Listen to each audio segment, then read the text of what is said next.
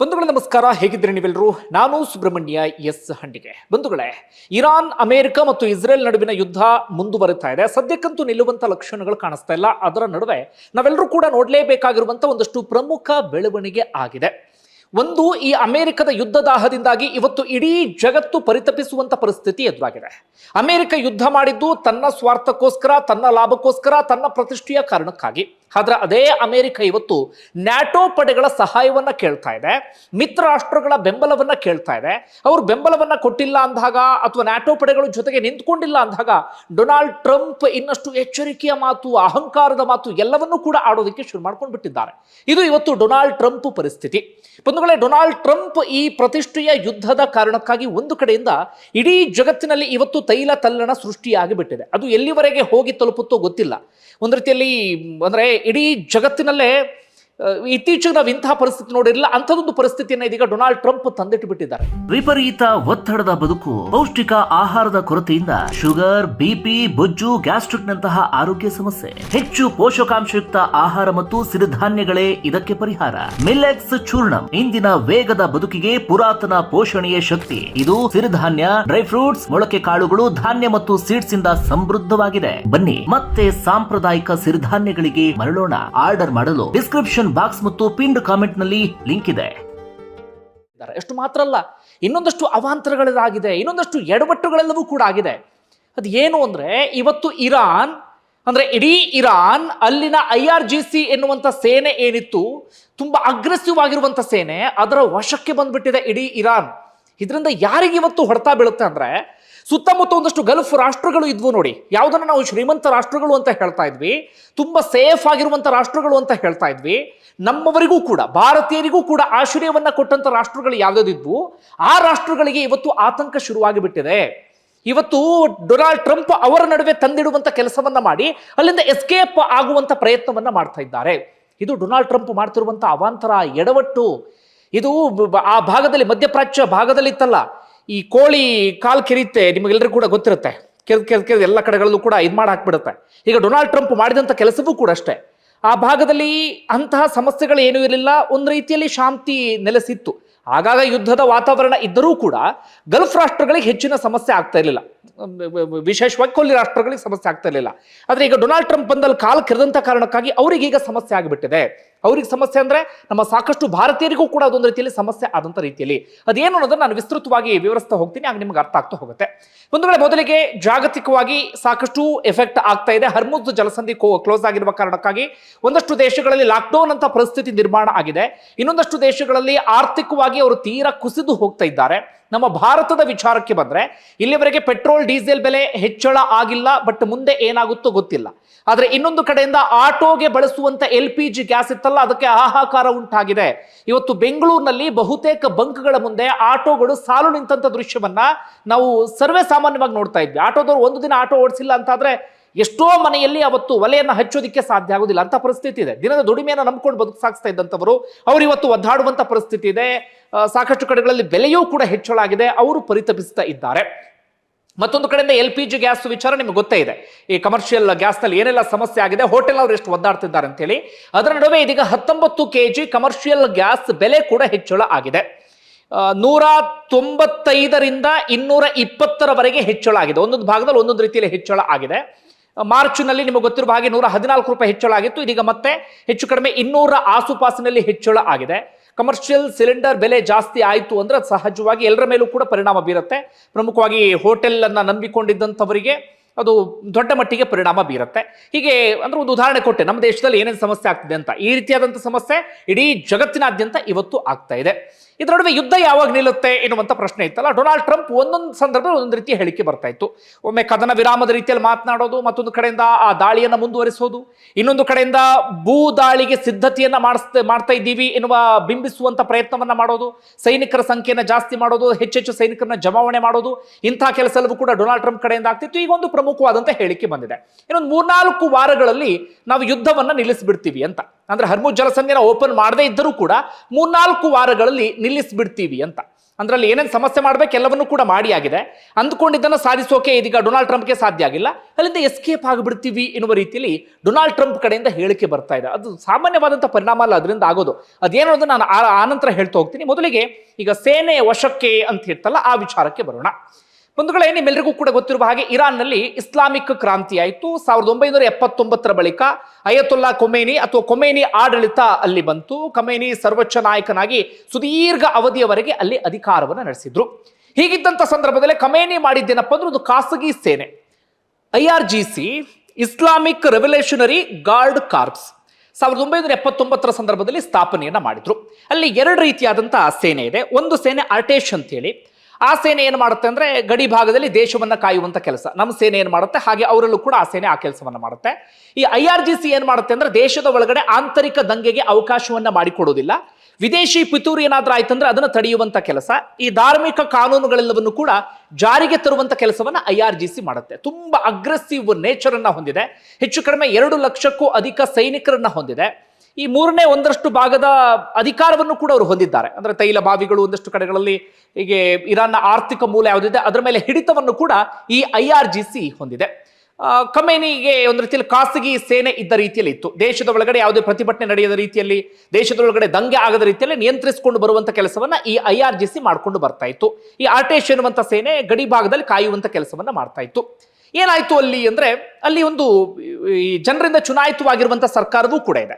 ಅದರ ಅಧ್ಯಕ್ಷರು ಯಾರು ಅಂದ್ರೆ ಮಸೂದ್ ಪೆಜೆಶ್ಕಿಯಾನ್, ನಿಮ್ಮೆಲ್ಲರಿಗೂ ಕೂಡ ಗೊತ್ತಿರುತ್ತೆ. ಇತ್ತೀಚಿನ ಬೆಳವಣಿಗೆನ ನೀವೆಲ್ಲರೂ ಕೂಡ ಗಮನಿಸಿದ್ರಿ. ಅಲ್ಲಿ ಸರ್ವೋಚ್ಚ ನಾಯಕನ ಹತ್ಯೆ ಏನೋ ಆಗಿಬಿಡುತ್ತಾ, ಖೊಮೇನಿ ಹತ್ಯೆ ಆಗುತ್ತೆ. ಆಡಳಿತವನ್ನ ಬದಲಾಯಿಸ್ತೀವಿ ಅಂತ ಹೇಳಿ ಅಮೆರಿಕ ಹೊರಡುತ್ತೆ. ಅದರ ಆಡಳಿತವನ್ನ ಇಲ್ಲಿವರೆಗೂ ಕೂಡ ಬದಲಾಯಿಸೋಕೆ ಸಾಧ್ಯ ಆಗಿಲ್ಲ. ಅದು ಒಂದು ಕಡೆಯಿಂದ.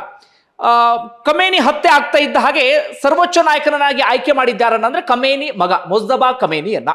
ಆ ಆಯ್ಕೆ ಮಾಡಿದ್ಯಾರು ಅಂದ್ರೆ ಇದೇ IRGCಯೇ ಆ ಆಯ್ಕೆಯನ್ನ ಮಾಡ್ತು. ಓಕೆ, ಅದು ಒಂದು ಕಡೆಯಿಂದ. ಆದ್ರೆ ಈ ಸರ್ವೋಚ್ಚ ನಾಯಕನ ಹತ್ಯೆ ಆದ ಬಳಿಕ ಬಹುತೇಕ ದೇಶದ ಆಗು ಹೋಗುಗಳನ್ನು ನೋಡ್ಕೊಳ್ತಾ ಇದ್ದಿದ್ದು ಅಲ್ಲಿನ ಚುನಾಯಿತ ಸರ್ಕಾರದ ಪ್ರತಿನಿಧಿ ಅಥವಾ ಅಲ್ಲಿನ ಅಧ್ಯಕ್ಷ ಆಗಿದ್ದಂತ ಮಸೂದ್ ಪೆಜೆಶ್ಕಿಯಾನ್. ದೇಶದ ಪ್ರತಿಯೊಂದು ವಿಚಾರವನ್ನು ಕೂಡ ಅವರೇ ನೋಡ್ಕೊಳ್ತಾ ಇದ್ರು. ಅದಕ್ಕೆ ಪ್ರಮುಖ ಕಾರಣ ಏನಪ್ಪಾ ಅಂದ್ರೆ ಮೊಜ್ತಬಾ ಖೊಮೇನಿ ಸರ್ವೋಚ್ಚ ನಾಯಕನಾಗಿ ಆಯ್ಕೆ ಆಗಿದ್ದು ತಡವಾಗಿ.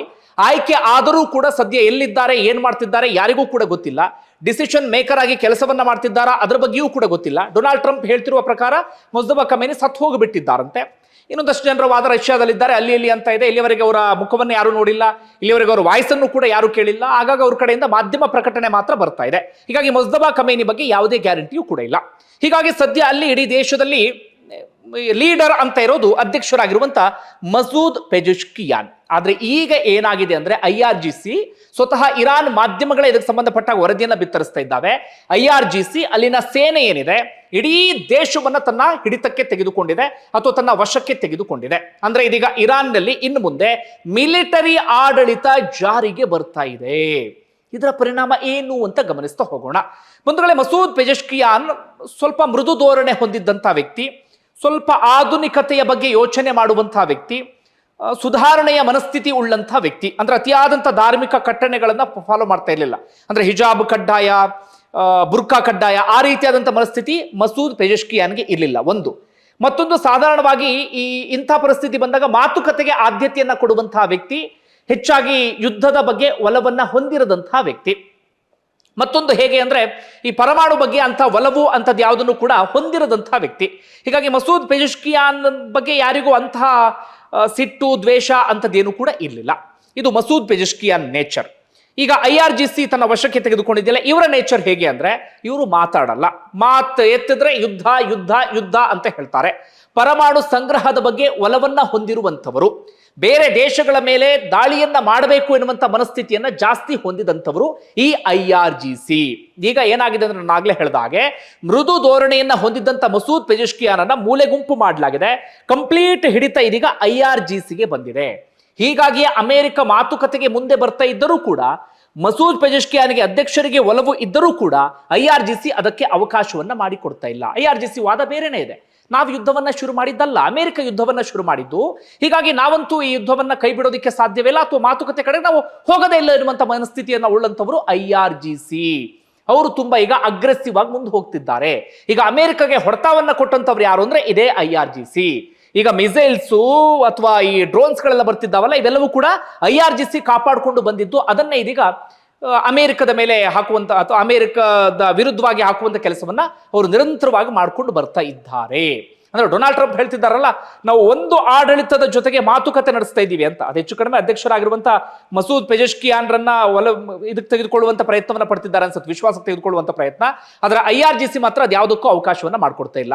ಎಷ್ಟರ ಮಟ್ಟಿಗೆ ದೇಶವನ್ನು ಅವ್ರು ಹಿಡಿತಲ್ಲಿ ಇಟ್ಕೊಂಡಿದ್ದಾರೆ ಅಂದ್ರೆ, ಪ್ರತಿಯೊಂದು ನಿರ್ಧಾರವನ್ನು ಕೂಡ ಮಿಲಿಟರಿ ಕೌನ್ಸಿಲ್ ತೆಗೆದುಕೊಳ್ತಾ ಇದೆ.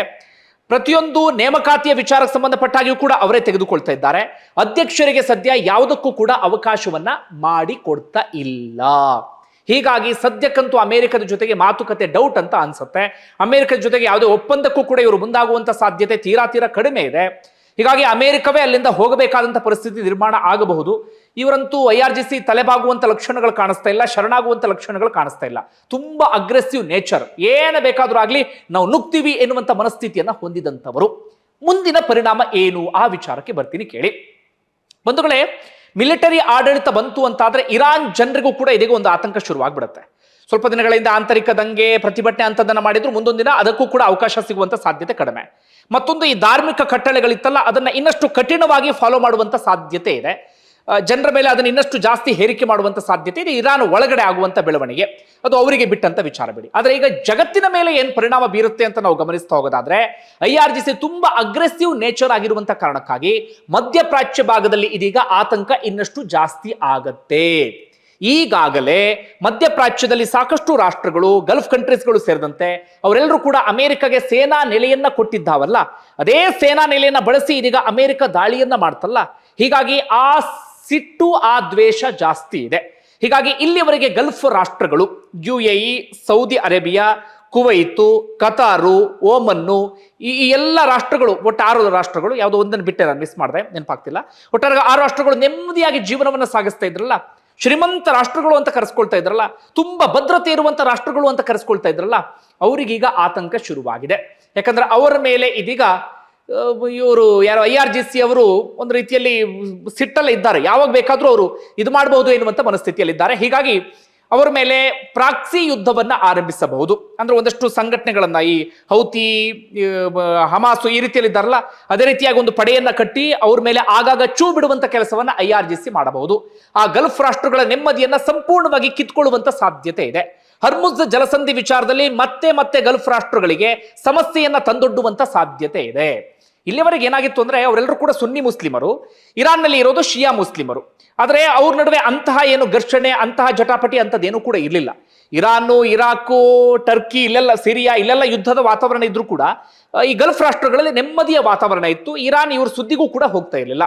ಆದ್ರೆ ಈಗ ಡೊನಾಲ್ಡ್ ಟ್ರಂಪ್ ಬಂದು ಏನ್ ಮಾಡ್ಬಿಟ್ಟಿದ್ದಾರೆ, ಅವರವರ ನಡುವೆ ತಂದು ಹಾಕುವಂತ ಕೆಲಸ, ಅವರವರ ನಡುವೆ ಒಂದು ಸಂಘರ್ಷವನ್ನ ಜಾಸ್ತಿ ಮಾಡುವಂತ ಕೆಲಸವನ್ನ ಮಾಡಿಬಿಟ್ಟಿದ್ದಾರೆ. ಅಮೆರಿಕ ಏನೋ ಅಲ್ಲಿಂದ ಎಸ್ಕೇಪ್ ಆಗಿಬಿಡುತ್ತೆ. ಆದ್ರೆ ಇದು ಗಲ್ಫ್ ರಾಷ್ಟ್ರಗಳು IRGC ಇಂದ ಸಂಕಟವನ್ನ ಅನುಭವಿಸುವಂತ ಪರಿಸ್ಥಿತಿ ಬಂದೊದಗಿ ಬಿಟ್ಟಿದೆ. ಹೀಗಾಗಿ ಇದು ಎಲ್ಲಿಗೆ ಹೋಗಿ ತಲುಪುತ್ತೋ ಗೊತ್ತಿಲ್ಲ. ಪ್ರಮುಖವಾಗಿ ಆಗ್ತಿರುವಂತ ಸಮಸ್ಯೆ ಏನಪ್ಪಾ ಅಂದ್ರೆ, ಈಗ ಹರ್ಮುಜ್ ಜಲಸಂಧಿ ವಿಚಾರದಲ್ಲಿ ಅಮೆರಿಕಾಗೆ ಏನೂ ಮಾಡೋದಕ್ಕೆ ಸಾಧ್ಯ ಆಗ್ತಾ ಇಲ್ಲ. ಹರ್ಮುಜ್ ಜಲಸಂಧಿಯನ್ನ ಬಿಡಿಸ್ತೀವಿ ಅಂತ ಹೊರಡ್ತಿದ್ದಾರೆ. ಆದ್ರೆ IRGC ಮುಂದೆ ಅಮೆರಿಕಾಗೆ ಏನೂ ಮಾಡ್ಕೊಳ್ಳೋಕೆ ಸಾಧ್ಯ ಆಗ್ತಾ ಇಲ್ಲ. ಅದೇ ಈಗ ದೊಡ್ಡ ಸಮಸ್ಯೆ ಆಗುವಂತ ಸಾಧ್ಯತೆ ಇದೆ. ಗಲ್ಫ್ ರಾಷ್ಟ್ರಗಳಲ್ಲಿ ಸಾಕಷ್ಟು ರಾಷ್ಟ್ರಗಳು ಪ್ರವಾಸೋದ್ಯಮದ ಜೊತೆಗೆ ತೈಲವನ್ನ ನಂಬಿಕೊಂಡಿರುವಂತ ರಾಷ್ಟ್ರಗಳು. ಅವರು ತೈಲವನ್ನ ಅಲ್ಲಿಂದ ತೆಗೆದುಕೊಂಡು ಹೋಗಬೇಕು ಅಂದ್ರೆ ಹರ್ಮುಜ್ ಜಲಸಂಧಿಯ ಮೂಲಕವೇ ಹೋಗಬೇಕಾಗತ್ತೆ. ಆದ್ರೆ ಇರಾನ್ ಇನ್ನು ಮುಂದೆ ಅಷ್ಟು ಸುಲಭಕ್ಕೆ ಬಿಡುವ ಲಕ್ಷಣಗಳು ಕಾಣಿಸ್ತಾ ಇಲ್ಲ. ಹಿಂದೆ ಹರ್ಮುಜ್ ಜಲಸಂಧಿ ಮೇಲೆ ಯಾವತ್ತೂ ಕೂಡ ಇರಾನ್ ಈ ಪರಿಯಾದಂತಹ ಹಿಡಿತವನ್ನ ಸಾಧಿಸಿರಲಿಲ್ಲ. ಆದ್ರೆ ಕಂಪ್ಲೀಟ್ ಹಿಡಿತವನ್ನ ಸಾಧಿಸಿದೆ. ಜೊತೆಗೆ ಟೋಲ್ ಅನ್ನ ವಿಧಿಸ್ತೀವಿ ಎನ್ನುವಂತ ಮಾತುಗಳನ್ನು ಕೂಡ ಇದೀಗ ಇರಾನ್ ಹೇಳ್ತಾ ಇದೆ. ಹೀಗಾಗಿ ಕೇವಲ ಗಲ್ಫ್ ರಾಷ್ಟ್ರಗಳಿಗೆ ಮಾತ್ರ ಸಮಸ್ಯೆ ಆಗೋದಲ್ಲ, ಅವ್ರನ್ನ ನಂಬಿಕೊಂಡಿರುವಂತ ನಮ್ಮ ಭಾರತ ಸೇರಿದಂತೆ ಸಾಕಷ್ಟು ಏಷ್ಯನ್ ಕಂಟ್ರಿಗಳಿಗೂ ಕೂಡ ಸಮಸ್ಯೆ ಆಗುವಂತ ಸಾಧ್ಯತೆ ಇದೆ. ಇದೆಲ್ಲದಕ್ಕೂ ಯಾರ ಕಾರಣ? ಅದೇ ಹುಚ್ಚಾಟವನ್ನ ಆಡುವಂತ ಡೊನಾಲ್ಡ್ ಟ್ರಂಪ್. ಮುಂದುಗಡೆ ಏನಂತೀರಿ? ಕಮೆಂಟ್ ಬಾಕ್ಸ್ ಅಲ್ಲಿ ಮೆನ್ಷನ್ ಮಾಡಿ.